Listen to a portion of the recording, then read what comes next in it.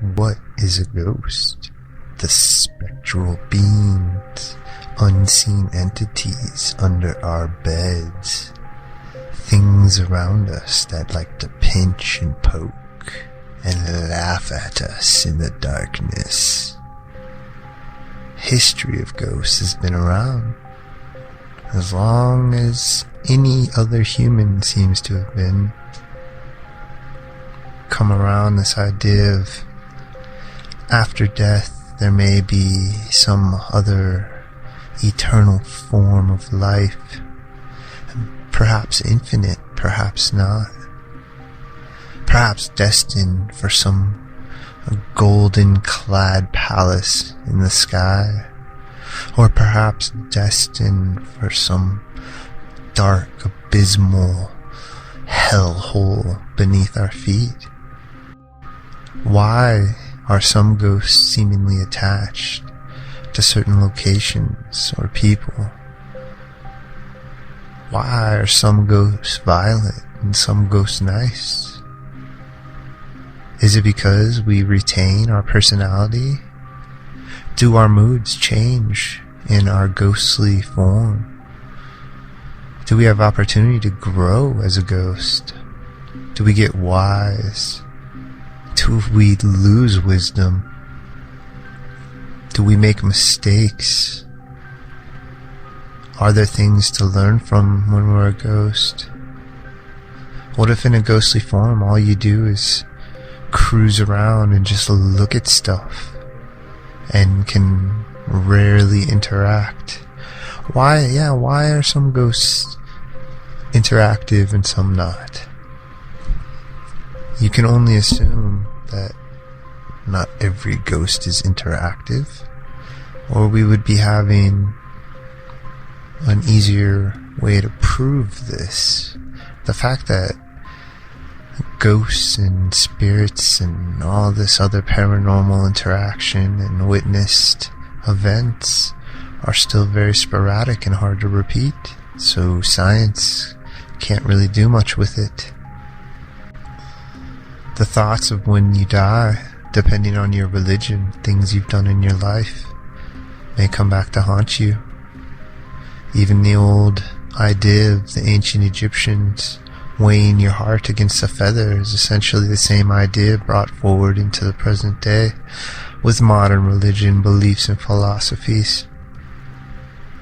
Are any of these correct? Are any of these wrong? I don't know. I'm tired of trying to pick a side on thoughts and ideas. I just like to think about stuff and just ask questions. So thus, this crazy festival of a thought workshop was born. Just a way to get my mind and thoughts out on just weird things. Like possessions, a ghost. Are ghosts constantly inside of us? Does each of us have a ghost or more than 4 or 8 in us right now? Could any of us be possessed as we speak? It's just as possible. Are the more powerful spirits that may enter us, the demons, are they the ones that actually fully can take over our personalities? I don't know. When you see the interaction of the quote-unquote orb, the light anomaly, which that could make into its own little thought process, thought workshop, so we're not going to add that, but one of the patterns you see is things flying in and out of people. And granted, yes, bugs do that as well, but just some of them are interesting. I can't rule them out. So it does seem like spirits can possibly somehow move through us or pass through us or use us as some sort of vessel for some reason. Maybe we are recharging stations. Maybe they get tired and lose their energy and they need to find the closest human just to kind of like shack up with for a bit while they recharge, and then they go on with their ghostly way. Over the years, the whole idea of certain times of the year, certain times of the month, spirit activity may be more active. That's always fascinating as well, because that ties into so many different energies and thoughts and philosophies and ancient cultures. And so when you boil it all down, we are all and everything in general that we can see and interact with and scientifically try to give a reason for is essentially just made of energy. We are all, even though we're solid, technically we're not, so we're really not much different than a spirit, because even though we have and we appear and we see and we feel solid, in reality it's this vibration of these small molecules and atoms, and the way they vibrate creates this solidity that we have, but it's still just a vibration. And reality itself vibrates at a certain frequency. Can the spirits pass through the multiple realms? Because one would assume that there's not just the living realm and the dead realm. You would think there'd be more than just that. And can these spirits access this? Because if you go with kind of the religious view, I guess there's kind of 4 realms, right? There's kind of the earthly realm, and then the purgatory, which I kind of view in their view as the spirit realm, and then the 2 final destinations, either heaven or hell. So that's kind of 4 realms right there. I've read other philosophies of different, numerous realms, dimensions, we can just call them, or realms. Perhaps learning is how, perhaps knowledge and wisdom and awareness of life and family and love and yourself and meaning and compassion and who knows what is the key to develop certain techniques when you become a spirit. Because just like humans, it seems like certain spirits are good at certain things. You have the ones that can more knock, or the ghosts that can push things more, or ghosts that like to pick up things and move them, or make things disappear and then make them appear. You sometimes hear stories of the whole combination of the lot, but I think for the most part, it seems like a lot of them are kind of their own kind of deal, their own class.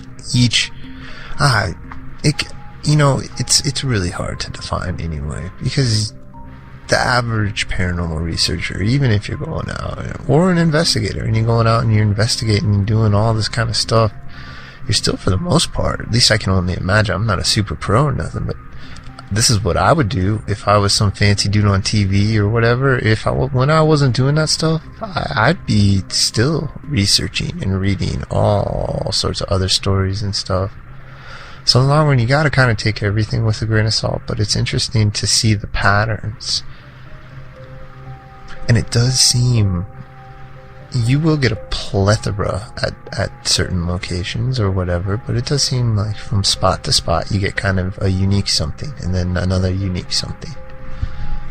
And that makes sense when you go along the line of ghosts and spirits being primarily or only human. Here's another question. So that's something we just really don't know. Ghosts. Are ghosts just humans? Are there only just human ghosts? Do cats and dogs turn into ghosts? Do insects or birds or weird things like worms? One would imagine if we turn into... But perhaps not. Perhaps you need a certain level of consciousness. And maybe dogs and cats and those kind of animals, bears, maybe they have that certain level of consciousness and awareness to where they can become spirits. Maybe something like a snake or a turtle or a lizard. Do they have the same kind of level? See, who are we to even say? It would, I could arrogantly say yes. Oh, a bear is way higher up in intelligence and consciousness and awareness and self-awareness. Who knows? Maybe a gecko is 10 times more self-aware and more conscious and more sentient than even us. And just because it doesn't match with our classification or what we believe is considered intelligence, we say, eh. So I think that kind of thought we generally apply, consciously or unconsciously, knowingly or unknowingly, and in the scientific field, apply not only the civilian or the public sector, but also the pro sector and the scientists. They tend to put that, they kind of classify and put everything in like a shell. And so it can lead to short-sightedness because we're looking for things we're expecting. Because in our arrogance, we feel we've kind of already figured out a lot of stuff. And I find that interesting that as myself, as I try to speak to spirits and I notice other people, we address them and talk to them as if they're all knowing, as if passing away and becoming a ghost enables you to know what the heck's going on. Now maybe it does, because if you go with a certain kind of philosophy like Carl Jung, to where he felt there was the spirit world and kind of everything, dreams and ideas and imagination and creativity, past, present, and future, is all just part of this cosmic ocean of consciousness, and that we tap in and out of it. And perhaps when you become a spirit, you get full throttle knowledge to that consciousness. Perhaps not. I can't tell you. There's just a million questions with ghosts. Just asking what is a ghost opens up thousands of more questions. What are they made out of? How do they move around? What sort of energy is burnt off or consumed? Do they transfer energy? Do they change energy? Are they able to change energy they touch? Are they able to change molecular structures? Do they grow? Do they shrink? Can they group together and create one super spirit out of 100 spirits? Group together, make a ball of a super spirit. Can spirits use their energy to traverse through time? Can they tell us things? Now, here's another interesting thing about the spirit world, is people ask all sorts of interesting personal questions because we all want spirits to be our own personal psychic, our own Miss Cleo. So it's interesting to think, if the spirits, let's say, can they just answer everything they can? Are there rules to what things they can tell us? Because to me, in my own mind, the spirit world, whatever this world that we're kind of classifying as a spirit world, seems to have a set of natural laws like we have to stick to and grow up into in our reality. And it's interesting because the idea of a separate dimension from our dimension and separate rules would mean that we may be able, and people are going into this, to document the physical environment interactions when things like ghosts appear and things like they talk and stuff. because it does seem like there's an interaction between the realms for this to happen. Why do we see spirits so short?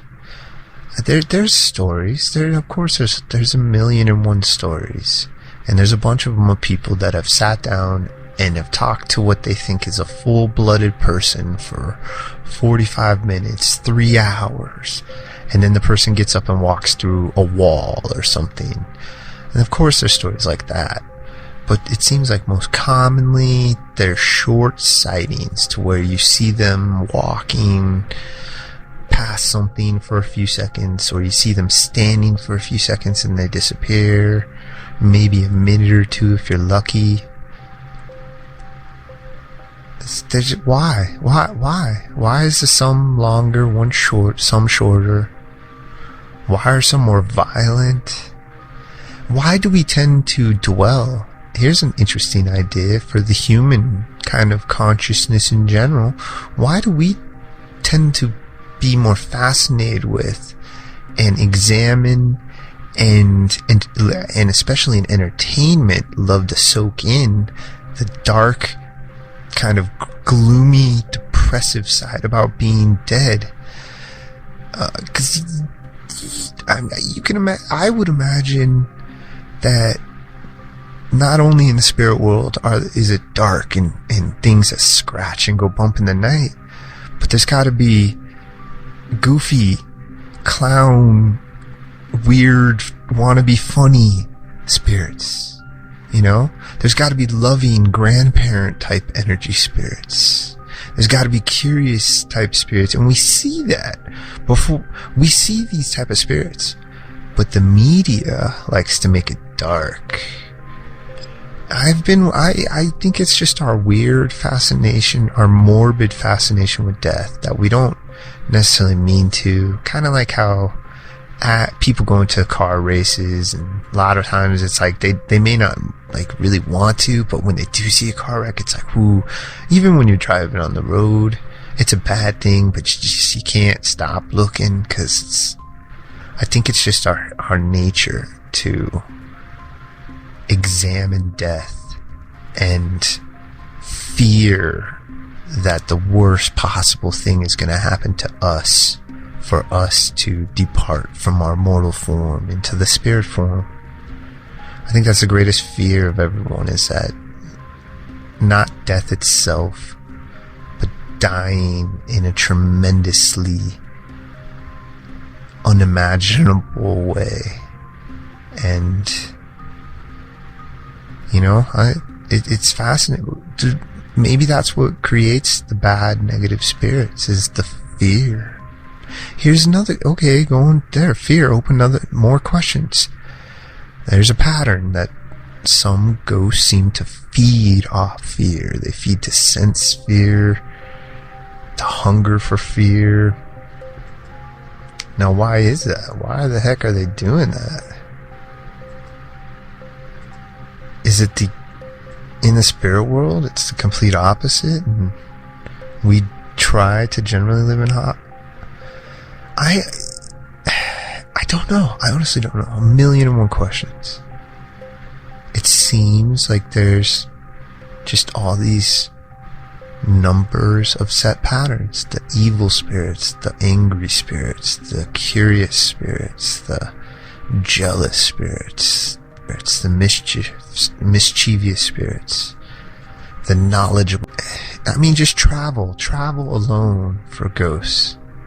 Are they able to travel long distances? Can they travel forever? Can they travel to the unknown regions of the cosmos? Can they travel in space at all? Maybe not. Maybe they have to abide by these governing rules on this sphere here. Here's another pattern with electronics. Clearly, we figured out pretty much we know everything. Everything is a form of energy, and so we've just utilized it. We have different ways that we brought out that energy and utilize it. Our entire reality is energy, and so how spirits need certain energies, which seem to be stuff that maybe is perhaps in batteries or something along those lines. Alkaline. I'm sure somebody's looked more into that stuff. I don't know anything about that malarkey, but they definitely seem to feed off energy.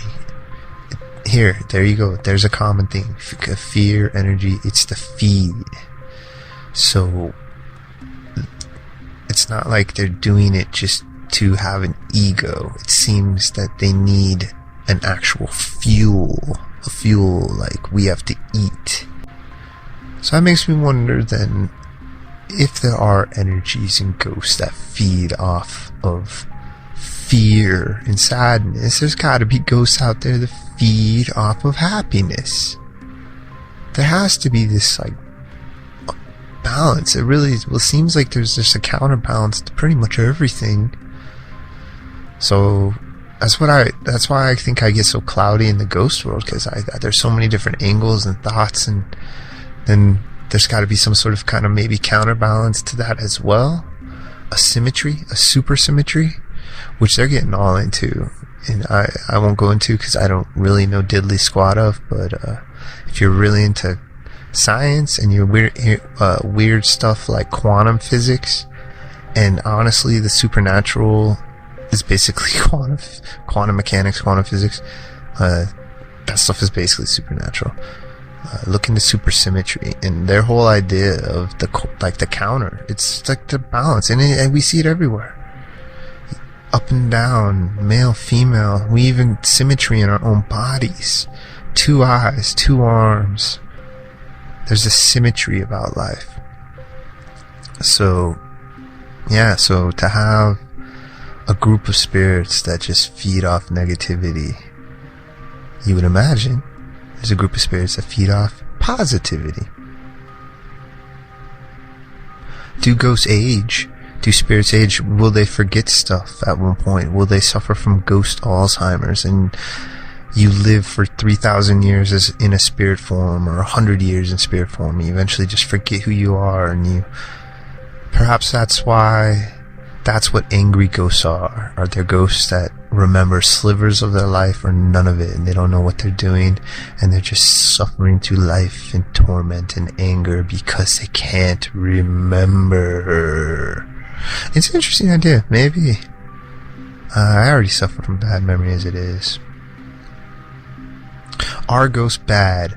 Are ghosts good? Will a ghost kill us? Will a ghost harm us? These are all questions that we still honestly can't answer. We have good ideas and good thoughts. I say in the long run, always be careful. Always try to think ahead. Always try to be safe. And always keep exploring. Because the answers are all around us, but they like to hide in plain sight.